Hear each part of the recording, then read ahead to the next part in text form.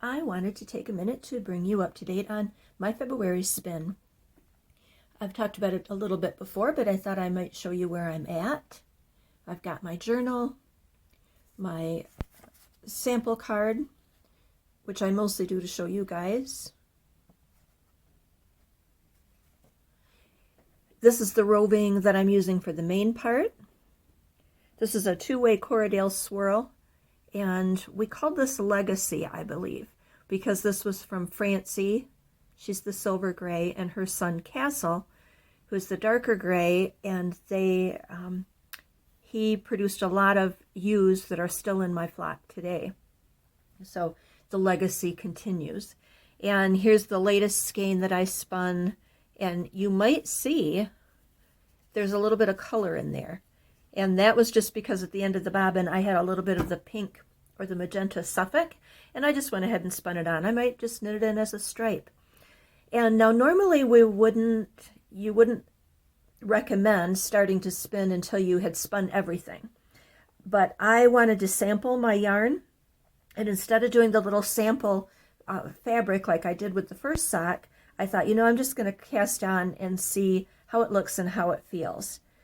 And although I said in the first part of our spinning journey that I'm really too lazy and don't care that much for spinning a 3-ply, with this particular roving, it just seemed like it was going to make a nicer fabric with the 3-ply. It was a little bit too loose and inconsistent in the 2-ply. So I actually did a little cast on, did a little start to a toe, and decided that I liked the 3-ply better.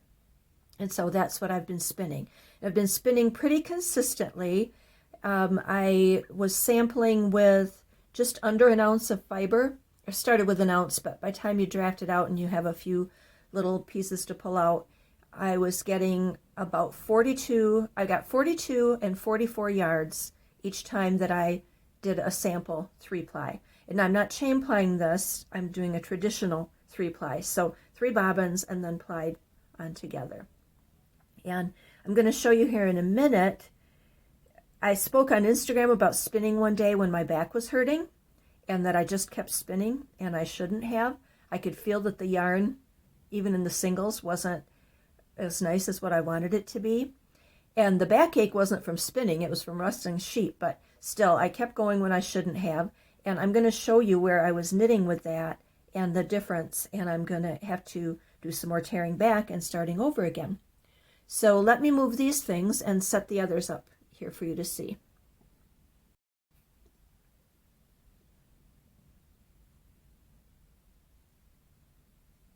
So I cast on, this is the pair I cast on first. And I've got the bunny toes on the toe, and then started with the Corriedale 3-way yarn. And I had intended to put a cable pattern just at the toe here, or maybe do a 3x1 rib, which is a sock that I like really well when I'm using commercial sock yarn. But I didn't care for either one of those in this, so it's straight stockinette stitch. This is a little bit different toe. I said I was going to do the swirl toe again, but this is the one where you make like a little flap, a little rectangle, and then you pick up stitches and go. I thought I'm going to do that on here. Now on this one, so I did the toe, we're okay there. I don't know if this is going to show very well if I lay these one on top of the other. Maybe from this angle you can see. Same number of stitches, same size needle. This one that's bigger, I think you can see is bigger by about what would amount to 4 stitches, is the one that I spun when I was having the backache. So I spun this other one. I'm going to tear this back to the toe, and then I'll proceed. So that's bringing you up to date with my sock so far. Oh, and I cast this on, I increased to 50 stitches, and then I knit 10 rows, which takes me past the ball of my foot, and then at the arch of my foot it narrows, and so I just decreased to 48. Just 2 stitches, but just enough to bring it in just a little bit. So that's what's happening with the sock today.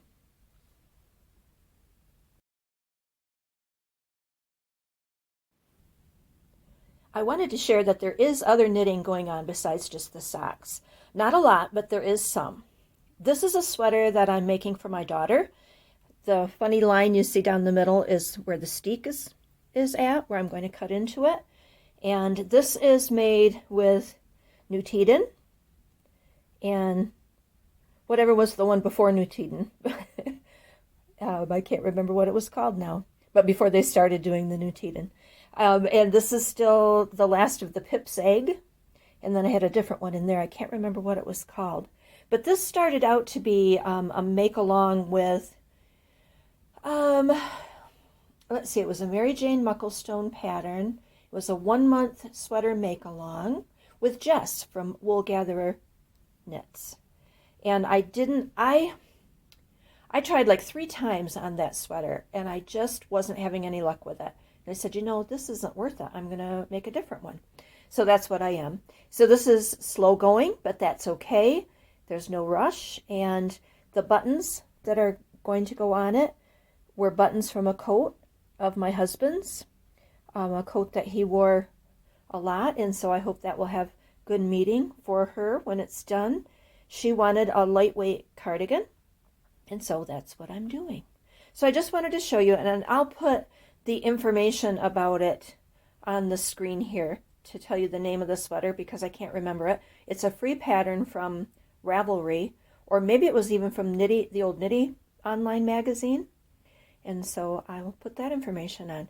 So that's going on. I have another sock pattern that I've knit and torn out and knit and torn out. So that one might just go in the completely frogged basket as well. So there's that.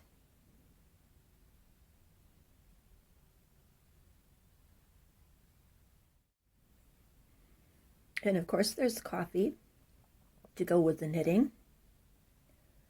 And in honor of National Muffin Day, in one of our favorite local Michigan businesses, Jiffy Baking Mix, a chocolate fudge muffin.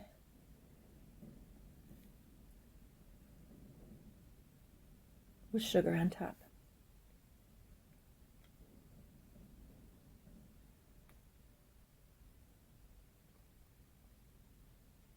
Wish you guys were here.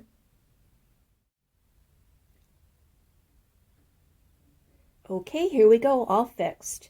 I went ahead and tore out the yarn that was overspun and too thick that was making my second sock bigger than my first. I tore that out, and then I picked up I tore back to where I'd changed colors.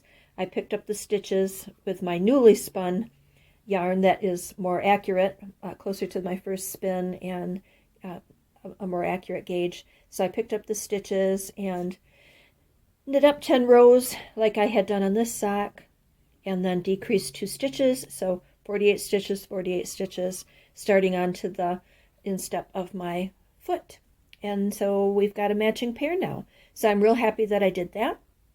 And I also wanted to mention that this stitch marker, this little mushroom stitch marker, is from Bumblebee Acres Farm, my friends in Illinois, and the youngest bee of the bee family makes these stitch markers, and I've got a couple of them, and I really enjoy them. And I thought it looked nice on the socks. So there we have it. So I'm glad to have that fixed and have that accurate now, and I just thought I'd show you that. So I hope you all have a wonderful week, and I will be checking in with you real soon. Take care.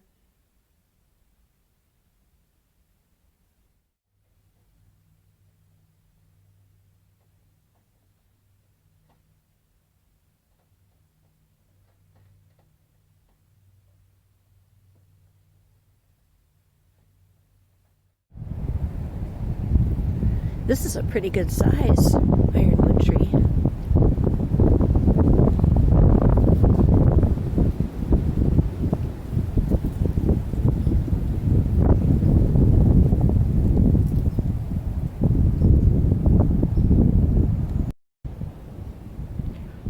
Here I am, at least my shadow.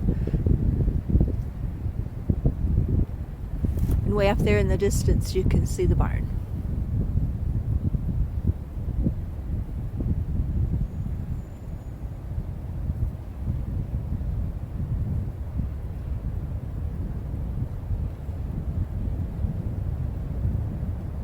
Let's walk up this trail a little ways. Probably too far away for you to see. There are 3 deer right here. Maybe you can see them moving a little bit. This camera doesn't zoom very well. That's a doe and her 2 fawns that hang around most years, or this doe and whatever fawns she has.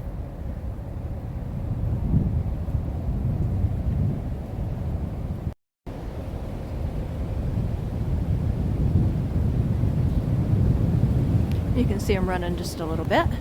I did scare them up.